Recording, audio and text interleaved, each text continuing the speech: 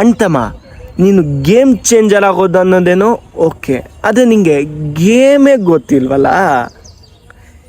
Just ಈ game ಏನು ಅಂದರೆ ನೋ ಮೋರ್ ಚಾಯ್ಸಸ್.